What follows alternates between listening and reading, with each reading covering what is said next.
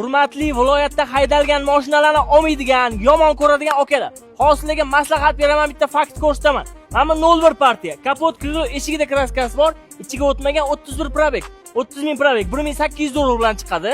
Amamba 60 partiya, Andijonda haydalgan. Kraskasi top-toza, akkuratning tiniq holatda turibdi, 1900 dollar bilan chiqardi.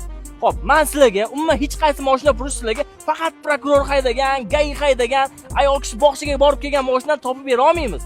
Bu noiloj, umuman buni iloji yo'q. O'shaning uchun mashinaning holatiga qarang, qaysi viloyatda haydalganligi bu yerda ahamiyatsiz. Ba'zi Toshkentda haydalgan mashinalar bor, faqat Yandexda yurgan, juda og'ir ahvolda.